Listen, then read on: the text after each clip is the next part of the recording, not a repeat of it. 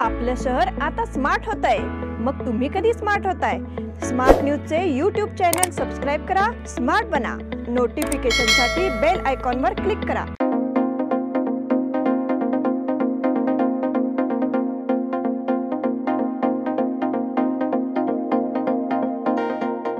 नमस्कार, मैं निष्ठा तावड़े स्मार्ट प्लस के आज के समाचार में आपका स्वागत करती हूँ। एक नज़र आज के सुर्खियों पर। देश के 508 रेलवे स्टेशनों की सूरत बदलेगी। मणिपुर में हिंसाचार, उग्रवादियों ने 3 की हत्या कर दी। जैन मुनि हत्याकांड में सीआईडी टीम द्वारा जांच कार्य। लोकसभा के लिए कांग्रेस से सतीश जारकिहोली के नाम की चर्चा। फ्रेंडशिप डे को लेकर बाजार में जबरदस्त उत्साह। विभिन्न संगठनों के कार्यकर्ताओं की बैठक कल होगी। सरकार पर तबादलों में 1000 करोड़ रुपए के भ्रष्टाचार का आरोप। कर्नाटक उच्च न्यायालय के न्यायाधीशों का विशेष सम्मान।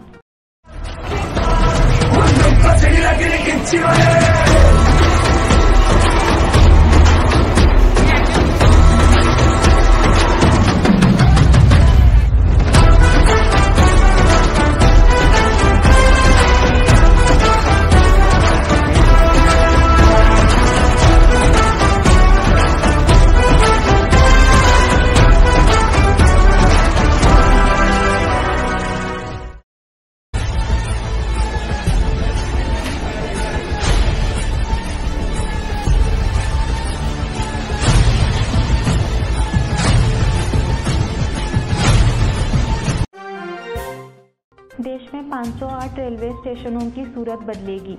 प्रधानमंत्री नरेंद्र मोदी ने रविवार को अमृत भारत स्टेशन योजना की शुरुआत की। रेल मंत्रालय ने देश के 1300 रेलवे स्टेशनों की काया पलट करने का फैसला किया है। अमृत भारत योजना के तहत चरणबद्ध तरीके से देश में रेलवे स्टेशनों का पुनर्विकास किया जाएगा। इसी पृष्ठभूमि में प्रधानमंत्री नरेंद्र मोदी ने आज 6 अगस्त 508 रेलवे स्टेशनों के पुनर्विकास की आधारशिला रखी। इस मौके पर प्रधानमंत्री नरेंद्र मोदी ने कहा कि हमारा देश विकसित देश बनने के लक्ष्य की ओर तेजी से आगे बढ़ रहा है। आज से भारतीय रेलवे के इतिहास का एक नया अध्याय भी शुरू हो रहा है। भारत में लगभग 1300 प्रमुख रेलवे स्टेशनों को अब अमृत भारत रेलवे स्टेशनों के रूप में विकसित किया जाएगा। भारतीय रेलवे पिछले 9 वर्षों में दक्षिण Africa, Ukraine, Poland, United kingdom, दक्षिण कोरिया, न्यूजीलैंड, ऑस्ट्रेलिया और स्वीडन जैसे देशों की तुलना में तेजी से बढ़ी है। हमारे देश में इन देशों से ज्यादा रेलवे लाइन बिछाई गई है, ऐसा भी उन्होंने कहा। मणिपुर में हिंसाचार, उग्रवादियों ने 3 की हत्या कर दी। मणिपुर के बिष्णुपुर जिले में शुक्रवार देर रात तक उग्रवादियों ने पिता पुत्र समेत 3 लोगों की हत्या कर दी। बिष्णुपुर जिले के कवकत्ता गांव ने सोते समय तीनों को गोली मार दी और फिर तलवार से टुकड़े टुकड़े कर दिए। पुलिस ने बताया कि हमलावर चूड़ा चांदपुर से आए थे। तीनों एक आश्रय शिविर में रह रहे थे, लेकिन स्थिति में सुधार होने पर वे शुक्रवार को काकटा में अपने घर लौट आए। पुलिस ने कहा, घटना के तुरंत बाद गुस्साई भीड़ काकटा में जमा हो गई और चूड़ा चांदपुर जाने की तैयारी कर रही थी, लेकिन सुरक्षा बलों ने उन्हें रोक दिया। काकटा में शनिवार सुबह सुरक्षा बलों और आतंकवादियों के बीच भारी गोलीबार में 3 लोग घायल हो गए। जैन मुनि हत्याकांड में सीआईडी टीम द्वारा जांच कार्य। हीरेकोडी नदी पर्वत आश्रम के जैन मुनि काम कुमार की हत्या मामले में सीआईडी आर्थिक अपराध एवं विशेष विभाग के डीजीपी डॉक्टर एमए सलीम के नेतृत्व में टीम ने हीरेकोडी सहित विभिन्न स्थानों का दौरा किया। डीजीपी डॉक्टर एमए सलीम ने CID IGP Praveen Pawar, IGP NR Vikas Kumar के साथ सीआईडी की पूरी जांच टीम के साथ विभिन्न स्थानों का दौरा किया। सीआईडी आर्थिक अपराध और विशेष शाखा डॉक्टर एमए सलीम के नेतृत्व वाली टीम ने हीरेकोडी, चिक्कोडी, माविनकोड और कटकभावी का दौरा किया। उस वक्त स्थानीय पुलिस अधिकारियों से पूछताछ हुई थी।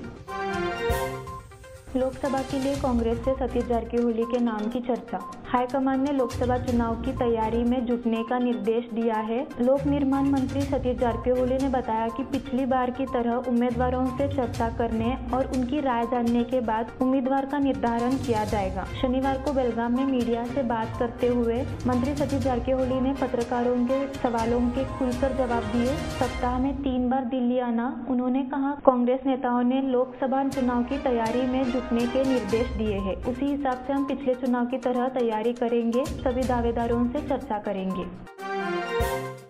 फ्रेंडशिप डे को लेकर बाजार में जबरदस्त उत्साह। रविवार को शहर में युवा जोश का सैलाब उमड़ता नजर आया। चूंकि यह एक विशेष अवकाश है, इसीलिए कई लोग इस दिन को वार्षिक पर्यटन यात्राओं के साथ साथ कई गतिविधियों के साथ मनाते हैं। इस कार्यक्रम में रविवार को फ्रेंडशिप डे मनाया गया। साथ ही यह दिन अगले कुछ दिनों तक कॉलेज और आसपास के क्षेत्र में उत्साहपूर्वक मनाया जाता रहेगा। दुकानें तरह तरह के फ्रेंडशिप बैंड, छोटे छोटे उपहार, ग्रीटिंग कार्ड से सजी हुई है। पिछले 4 दिनों से युवा काइल फ्रेंडशिप बैंड के साथ दोस्तों से मिलने के लिए खरीदारी कर रही है। बेलगाम शहर में गणपत गली, मारुति गली, खड़े बाजार, पांगुल गली आदि में युवा फ्रेंडशिप डे के लिए उपहार और बैंड खरीदने में व्यस्त नजर आ रहे हैं। फ्रेंडशिप डे के मौके पर बाजार में 50 रुपए से लेकर 1000 रुपए तक के उपहार उपलब्ध है। विभिन्न संगठनों के कार्यकर्ताओं की बैठक कल होगी। संभाजी भिड़े गुरुजी ने महात्मा ज्योतिबा फुले, राजा राम मोहन रॉय, महात्मा गांधी, पंडित जवाहरलाल नेहरू जैसे महापुरुषों के बारे में बहुत निर्मल स्तर के अमर्यादित बयान दिए हैं। वे भारत को मिली आज़ादी का भी सम्मान नहीं करते। इनके खिलाफ सक्रिय कदम उठाने के लिए सोमवार शाम 4:30 बजे विभिन्न संस्थाओं व संगठनों के कार्यकर्ताओं की बैठक आयोजित की गई है। सह्याद्री मल्टी स्टेट बहुउद्देश्य सहकारी सोसाइटी बैठक काला अमराई में होगी। ऐसे अपील सलाहकार राजाभाऊ पाटिल, सलाहकार नागेश सातारी द्वारा किए गए हैं। सरकार पर तबादलों में हजारों करोड़ के भ्रष्टाचार का आरोप। कांग्रेस सरकार की लगातार आलोचना कर रहे दिग्गज नेता HD कुमारस्वामी ने राज्य में सरकारी अधिकारियों के तबादलों में 1000 करोड़ से ज्यादा के भ्रष्टाचार का आरोप लगाया है। कुमारस्वामी ने कहा कि वह नदी इंफ्रास्ट्रक्चर कॉरिडोर एंटरप्राइज परियोजना में अनियमितताओं से संबंधित सभी दस्तावेज प्रधानमंत्री नरेंद्र मोदी और केंद्रीय गृह मंत्री अमित शाह के सामने पेश करेंगे। एक पद के लिए 3-4 स्थानांतरण या पदस्थापन आदेश जारी हो चुके हैं। यह एक घोटाला है। उन्होंने आरोप लगाया कि पोस्टिंग के लिए मंत्रियों से 10 से 15 लाख रुपए की मांग की जा रही है। कर्नाटक उच्च न्यायालय के न्यायाधीशों का विशेष सम्मान। कर्नाटक राज्य उच्च न्यायालय के न्यायाधीश प्रसन्ना B. वराले ने बेलगाम में बोलने के अवसर का लाभ उठाया।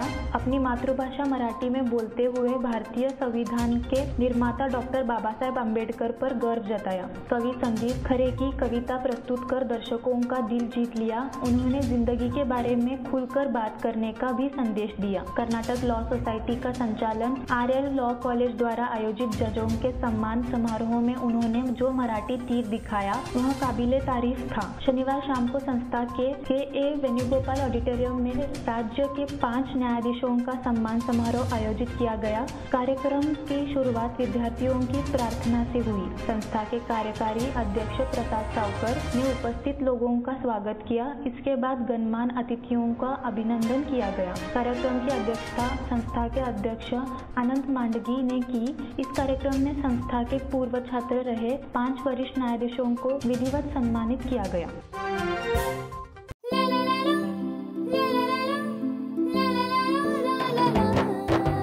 जले दीप अंगना में होगी रोशन दुनिया, पलकों तले छा जाए चांद तारों का साया।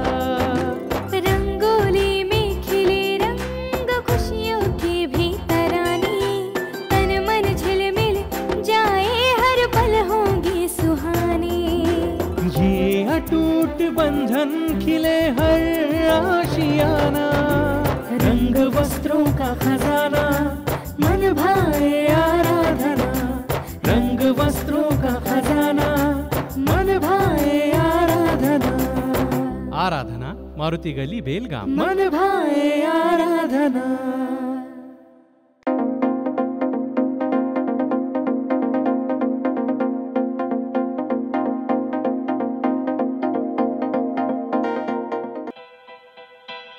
बेलगाम वासियों के पसंद में उतरा उड़ान बार एंड रेस्टोरेंट। सोशल डिस्टेंसिंग का ख्याल रखते हुए हमारा स्टाफ देता है बेहतरीन सर्विस का विश्वास। यहां है पार्टी और फंक्शन के लिए 3 आलीशान हॉल, कारपोरेट डिनर मीटिंग के लिए 3 अलग कक्ष, IPL मैच देखने के लिए 3 बड़े स्क्रीन की विशेष सुविधा। इसके साथ ही साफ सुथरा किचन जहां हमारा वेल क्वालिफाइड स्टाफ देता है क्वालिटी और हाइजीनिक फूड की गारंटी। तो फिर खाने की हो बात तो आना परिवार के साथ। उड़ान बार एंड रेस्टोरेंट, लिंगराज कॉलेज के पास, बेलगावी। फोन 0831 2435 777। रिंग रोड के खिलाफ अब अदालती लड़ाई। किसानों के विरोध के बावजूद हाईवे अथॉरिटी ने रिंग रोड के लिए नोटिफिकेशन जारी कर दिया है। अब तालुका महाराष्ट्र एकीकरण समिति इसके खिलाफ हाईकोर्ट में लड़ने की ठान चुका है। कॉलेज रोड पर शनिवार को समिति कार्यालय में किसानों की बैठक हुई। अध्यक्ष था एडवोकेट राजाभाऊ पाटिल ने की। बैठक में राष्ट्रीय राजमार्ग प्राधिकरण को हाईकोर्ट में चुनौती देने का निर्णय लिया गया। इस समय यह भी अपील की गई कि प्रत्येक गाँव के किसान एक बैठक कर आवश्यक दस्तावेज एकत्र कर ले तथा न्यायालय जाने के लिए अन्य व्यवस्था कर ले। बैठक में advocate MG Patil, advocate Shyam Patil, advocate Sudhir Chauhan ने मार्गदर्शन किया। ट्रेड लाइसेंस के लिए 79 लाख का राजस्व जमा। नगर निगम की ओर से लाइसेंस के लिए विशेष व्यावसायिक अभियान चलाया जा रहा है। पिछले वर्ष इसे 2 करोड़ रुपए का राजस्व प्राप्त हुआ था। इस वर्ष पहले 4 माह में 79 लाख का राजस्व जमा हुआ है। नगर क्षेत्र में करीब 10,500 दुकानें हैं। इनमें से 9,000 दुकानें नगर निगम में पंजीकृत है। इन दुकानों को ट्रेड लाइसेंस जारी कर, लाइसेंस फीस वसूल कर और लाइसेंस का नवीनीकरण कर राजस्व की वसूली की जा रही है। पिछले साल निगम के इतिहास में पहली बार निगम ने 2 करोड़ रुपए का राजस्व जुटाया था। इसीलिए इस वर्ष स्वास्थ्य विभाग को ट्रेड लाइसेंस के लिए 4 करोड़ 19 लाख रुपए का लक्ष्य दिया गया है। लोकेश कुमार का जल्दबाजी में तबादला। खान एवं भूतव्य विभाग के उपनिदेशक लोकेश कुमार का जल्दबाजी में तबादला कर दिया गया है। उनकी जगह गुलबर्गा से सुमित्रा को नियुक्त किया गया है। नई उपनिदेशक सुमित्रा ने हाल ही में अपने पद का कार्यभार संभाला है। पिछले कुछ वर्षों में खान एवं भूतव्य विभाग के कुव्यवस्था उजागर हुई है। जिले में जगह जगह अवैध खनन का काम चल रहा है। खान एवं भू विज्ञान विभाग के एक वरिष्ठ अधिकारी ने कुछ अवैध बजरी मिशनों को छूट दे रखी थी। इसीलिए उपनिदेशक लोकेश कुमार के कार्य को लेकर असंतोष व्यक्त किया जा रहा था। तालुका महाराष्ट्र एकीकरण समिति की ओर से एडवोकेट सुधीर चौहान को सम्मान।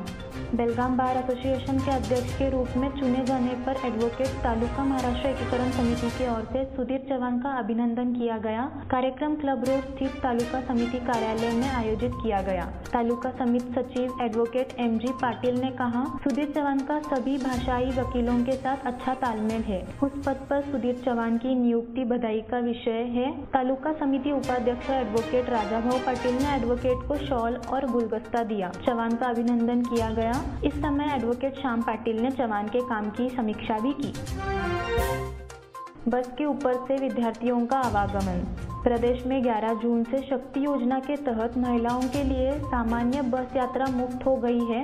परिणाम स्वरूप बस यात्राओं की संख्या कम हो गई है और बसों में अत्यधिक भीड़ हो गई है। ऐसे में कई जगहों पर छात्रों को बस के प्रवेश द्वार पर लटक कर या प्लेटफॉर्म पर बैठकर यात्रा करनी पड़ी। विद्यार्थी समय पर स्कूल कॉलेज पहुंचने के लिए जोखिम उठा रहे हैं। बस से यात्रा के दौरान विद्यार्थियों को विशेष व्यायाम करना होगा। विद्यार्थियों को गाँव से बेलगाम आते समय और बेलगाम से गांव जाते समय बस से यात्रा करते समय व्यायाम करना पड़ता है। परिवहन मंडल द्वारा बस यात्राएं कम करने से बसों में भीड़ बढ़ रही है। ऐसे में स्कूल जाने वाले विद्यार्थियों को परेशानी हो रही है। खासबाग इलाके में प्लास्टिक के खिलाफ सख्त कार्रवाई। शहर में प्लास्टिक विरोधी अभियान चलाया गया। बसवेश्वर सर्कल इलाके में दुकान पर जाकर प्लास्टिक जब्त किया गया। साथ ही 4,000 का जुर्माना भी वसूला गया है। पिछले कुछ दिनों से शहर में प्लास्टिक पर प्रतिबंध लगाने के प्रयास शुरू कर दिए गए हैं। निगम के कर्मचारी जगह जगह दुकानों पर छापेमारी कर प्लास्टिक जब्त कर रहे हैं। मनपा आयुक्त अशोक दुनगुंटी के मार्गदर्शन में इस अभियान में स्वास्थ्य निरीक्षक कलावती आदमानी, सुभाष गरानी, किरण डेमाटी और अन्य कर्मचारी शामिल हुए। अड़म्बी के बाजार में प्रवेश से खुशी। भारी बारिश शुरू होने के बाद प्राकृतिक अड़म्बी बिक्री के लिए बाजार में आने लगी है। नागरिकों ने इसका स्वाद चखने के लिए अड़म्बी खरीदना शुरू कर दिया है। समादेवी गली नरगुंडर भावे चौक में किसानों ने कम मात्राओं में अड़म्बी बेचना शुरू कर दिया है। हालांकि अड़म्बी देर पहुंच से बाहर लगती है। हर साल भारी बारिश शुरू होने के बाद ये खरपतवार जंगलों, घास के मैदानों में उगाते हैं। इस साल भी बारिश के बाद अड़म्बी का अंकुरण शुरू हो गया है। है और ये आलम भी अब बाजार में बिकने के लिए आ रही है।